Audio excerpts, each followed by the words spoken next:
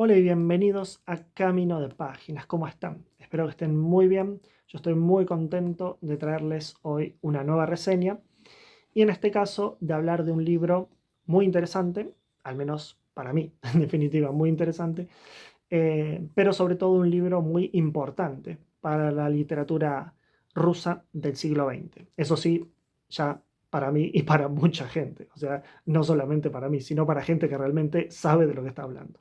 Em, y además también de un libro muy cómico, sin duda, y de un libro muy extraño. Y ahora se van a dar cuenta por qué. Y se trata de esta historia de El maestro y Margarita de Mikhail Bulgakov.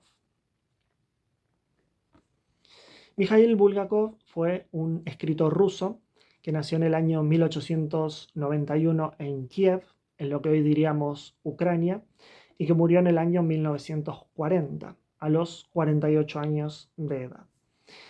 Sin duda esta historia, El maestro y Margarita, es su obra más conocida, su obra magna, aunque escribió otras cosas. Escribió, por ejemplo, Corazón de Perro, que es un libro también conocido de él, no tanto como este, pero bastante conocido, y escribió sobre todo obras de teatro, fue muy conocido como dramaturgo también, Mikhail Bulgakov. Y lo que primero hay que pensar para entender más en profundidad esta historia, El maestro y Margarita, es que tiene mucho de autorreferencial. Hay mucho de la propia vida de Mikhail Bulgakov puesto en este libro. Obviamente, de manera velada, de manera ficcional y también de manera fantasiosa, utilizando la fantasía en gran medida, pero podemos notar que mucho de lo que él ha vivido y sobre todo de lo que él ha sufrido está expresado en esta historia. Entonces, vamos a tener que ir necesariamente a la biografía de Mikhail Bulgakov, al menos tener en cuenta algunos puntos, algunos momentos clave de su vida, para poder entrar más en profundidad en esta novela. Mikhail Bulgakov fue un escritor que vivió en gran medida, podríamos decir, eh, coercionado, subsumido, atrapado por el poderío del estalinismo, en su, sobre todo en su momento de mayor apogeo, o al menos podríamos decir, de su momento más alto en cuanto a la fama de Mikhail Bulgakov, empezó a sufrir en gran medida la censura por parte de los seguidores de Stalin, que le empezaron a censurar un montón de obras de teatro, eh, sobre todo aproximadamente fines de los años 20, de la década de 1920, entre 1928, 1929, en esa época Bulgakov empieza a sufrir considerablemente la censura de lo que él estaba haciendo como artista y en un momento se cansa, podríamos decir, porque básicamente todo se lo tiran abajo, todo se lo censuran, en gran medida porque Bulgakov parecería que tenía una visión contraria, podríamos decir, a los bolcheviques, al estalinismo, parecería que estaba en la vereda opuesta, entonces se procedía directamente a censurarlo, todo lo que él planeaba, todo lo que él pensaba como artista. Y esto sin duda le trajo tremendas tristezas, tremendas consecuencias, también la impotencia de no poder hacer nada ante tremendo poderío de ese entonces del estalinismo, y cree que la única salida es abandonar la Unión Soviética, irse, en un momento en donde claramente no se iba nadie, donde claramente si estabas en la Unión Soviética era como que estabas atrapado ahí, encarcelado en ese territorio, bajo el poder de Stalin. Entonces, Bulgakov decide escribirle una carta al propio Stalin y lo increíble es que Stalin se la contesta. Bastante tiempo después de que Bulgakov la escribe, pero lo llama por teléfono el propio Stalin diciéndole: discúlpame que tardé tanto en contestarte, pero ¿qué es lo que pasa, Mijail? Hablemos, en definitiva, le dice, ¿no? Eh, en definitiva le pregunta, ¿por qué te querés ir? ¿Por qué te querés ir de la Unión Soviética? Si acá estamos bien, si acá supuestamente todo está perfecto.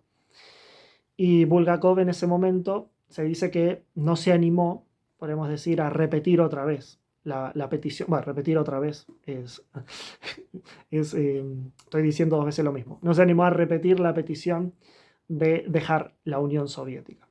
Entonces, básicamente le dice en un determinado momento, no, la verdad es que lo pensé mejor y no me voy a ir porque yo como escritor ruso no podría escribir en otro lugar que no fuese en Rusia. Pero en realidad él sentía tremendos deseos de dejar ese lugar en donde básicamente estaba siendo bastardeado constantemente, censurado, prohibido por todas partes. Además también, él mientras está escribiendo El maestro y Margarita, este libro, en un momento porque ya está cansado de todo, porque dice, nadie lo va a leer, no se me va a publicar, me censuran todo, agarra y decide quemar el manuscrito del maestro y Margarita y tiempo después un poco se arrepiente de esto y piensa en volver a escribirlo. Decide de memoria tratar de volver a recapitular, volver a reconstruir esa idea que había elaborado antes para volver a poner El maestro y Margarita, sobre todo en desarrollo, y poder escribirlo finalmente, pero evidentemente con un tremendo pesar y con una tremenda sensación de que nunca nada que él hiciese va a llegar en gran medida a la gente porque todo se lo censuraban y todo se lo imposibilitaban. También en este punto tiene una muy fuerte importancia la mujer de Mikhail Bulgakov, que cuando Bulgakov decide quemar el manuscrito, ella trata de salvar algunas páginas. Incluso se dice que mete la mano en el fuego para sacar lo poco que puede sacar de ese incendio que generó el propio Bulgakov. Todo esto es importante, todo esto podría ser tranquilamente una novela en sí misma, una historia en sí misma, y en gran parte lo es porque está reflejado también en este libro, obviamente de otra forma, pero es necesario decirlo previamente porque nos vamos a encontrar con muchos elementos de esta historia presentes en El maestro y Margarita.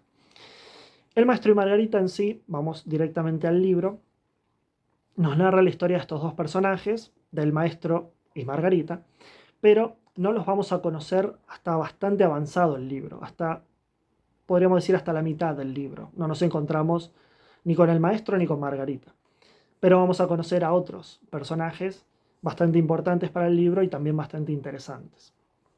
La historia comienza con dos hombres que están muy vinculados con el mundo literario y que van caminando por las calles de Moscú en un lugar llamado Los Estanques del Patriarca, que podríamos representarlo como una especie de parque o gran plaza también. Se sientan en un banco allí en Los Estanques del Patriarca mientras están hablando y están sobre todo pensando y debatiendo sobre la idea de Jesús. En gran medida están debatiendo sobre un escrito que hizo uno de ellos, que es Ivanushka, sobre Jesús y sobre todo sobre la no existencia de Jesús. Berlioz, que es el otro personaje, le dice a Ivanushka, deberías haber hecho más énfasis en que Jesús nunca existió, deberías haber puesto sobre todo el acento en la no existencia de Jesús. Y cerca de ellos dos se encuentra un personaje que va a ser muy importante en este libro, escuchando todo lo que estos dos están diciendo. Se les acerca en un momento y les dice, disculpen que me entrometa, pero Jesús sí existió. De hecho, yo estuve presente cuando Poncio Pilatos declaró su ejecución. Así comienza el libro. Este es, en definitiva, el primer capítulo del Maestro y Margarita. Este personaje que se les acerca es Satanás. Es, en este caso, Voland, pero es sin duda una representación de Satanás. Y Satanás, que obviamente estos dos personajes que están hablando no saben que es Satanás, pero les dice de primera mano que Jesús existió, que él lo conoció, podríamos decir, que estuvo ahí presente en ese momento.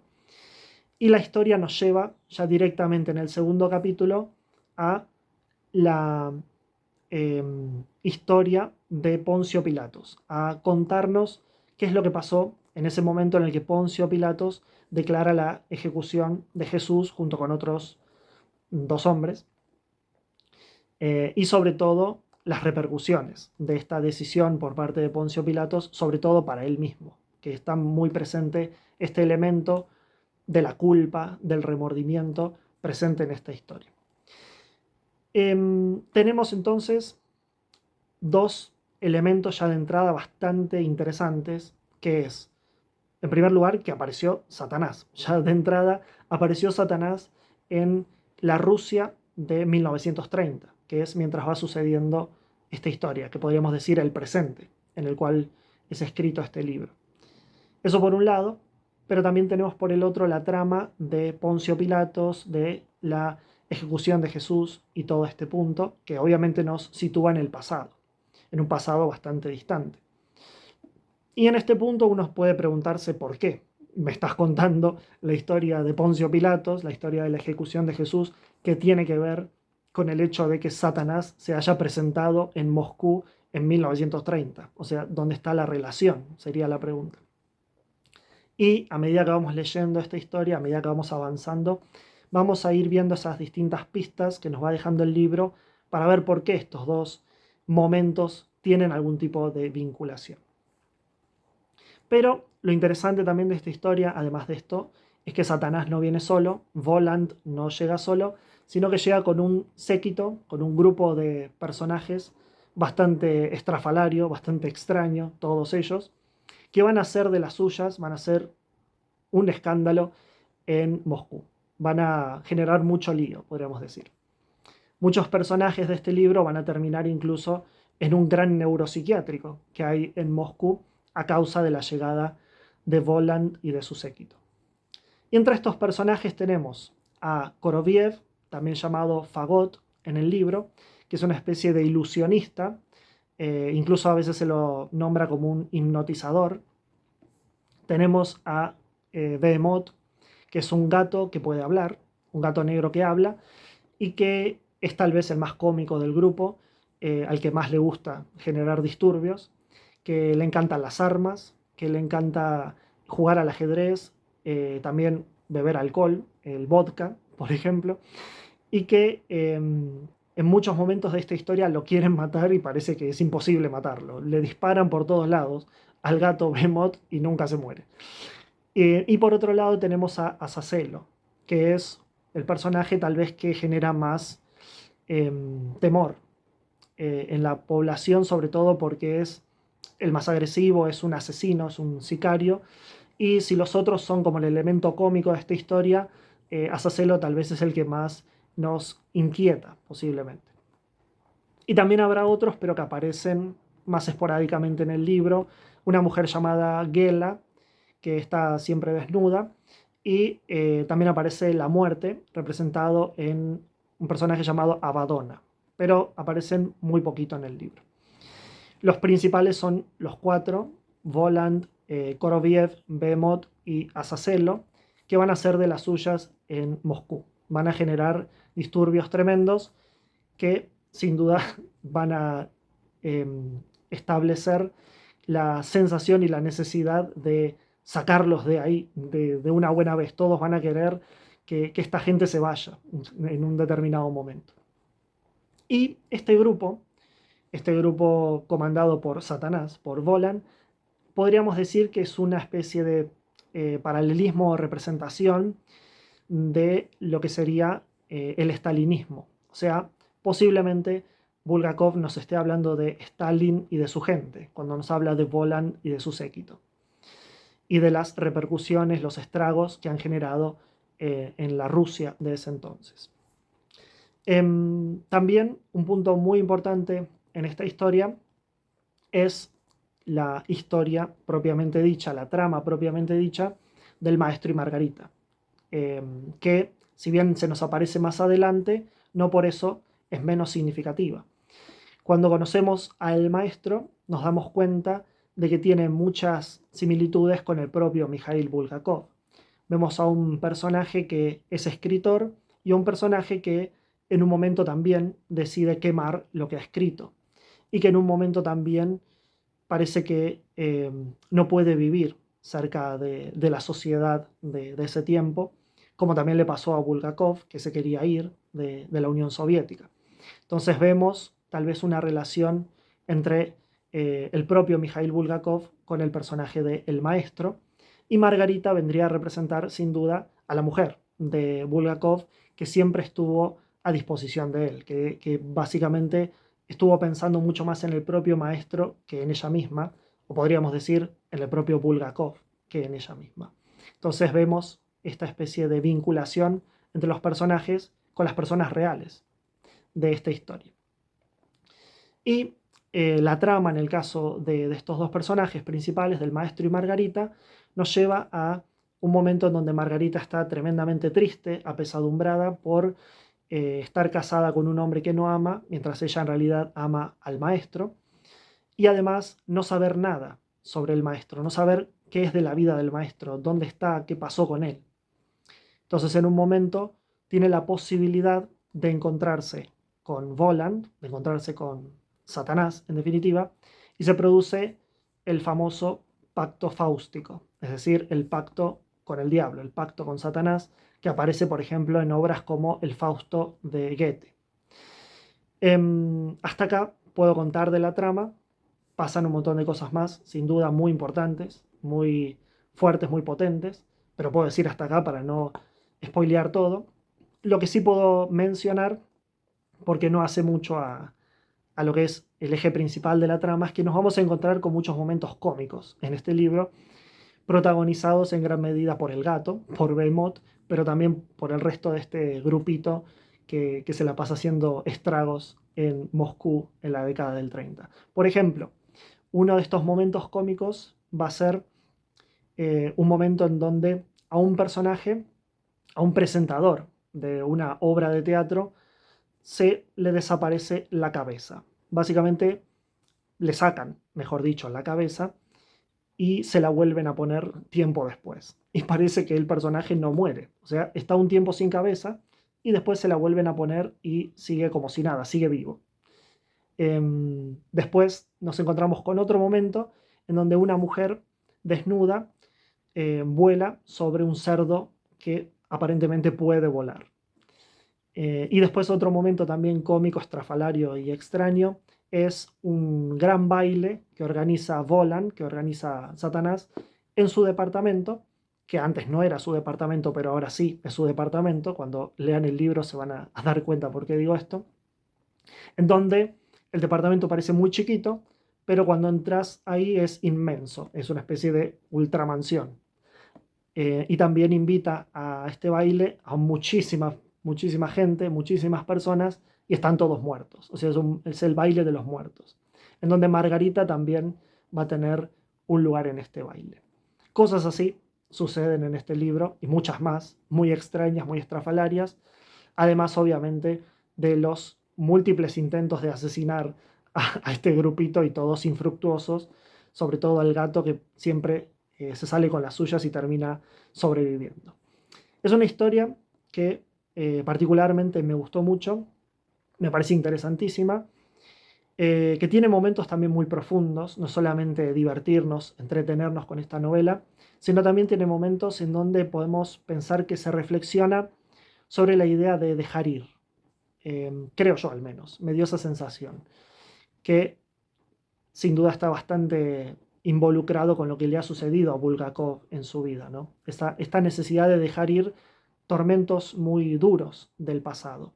Puede aparecer como una especie de reflexión en algunas instancias de este libro, que es eminentemente, en su gran mayoría, una historia disparatada, pero en el buen sentido, disparatada, pero entretenida y, y que tiene su porqué. No es que es disparatado sin sentido. Nos puede parecer que sí, por momentos, pero cuando vamos llegando al final nos vamos dando cuenta del porqué de este tremendo delirio, en definitiva. Es un libro que creo que puede generar posturas antagónicas, puede generar polarizaciones. Puede haber personas que lo amen, que digan, este es uno de los libros de mi vida, y puede haber personas que lo detesten y que lo tiren por la ventana en la página 20. Algo así puede suceder tranquilamente. Creo que es un libro que no genera términos medios. O lo amás o lo odias. Porque si sos un lector más bien de literatura realista, posiblemente no te guste, posiblemente en la página 20 digas, ¿qué es esto? ¿Qué es este disparate? Pero, como dije anteriormente, tiene un sentido. No es que pasan un montón de cosas disparatadas sin sentido. Tiene un sentido que lo vamos a ir encontrando mientras vamos leyendo. Y si te encanta la fantasía, te va a encantar este libro porque es ideal para la gente que le gusta la fantasía. Personalmente a mí me gustó mucho. No diría que es de mis libros favoritos, por lo menos hasta ahora, pero sí es un libro que está entre los que más me ha gustado, por lo menos de los últimos tiempos, no favoritos de la vida, pero sí de los últimos tiempos, y que recomiendo, sin duda, haciendo esta salvedad que hice previamente. Si lo leyeron, si lo conocen, si les gustó este libro, me pueden decir en los comentarios qué les pareció, me pueden decir si lo terminaron o si lo tiraron por la ventana en la página 20. Y nos vemos en el próximo episodio de Camino de Páginas.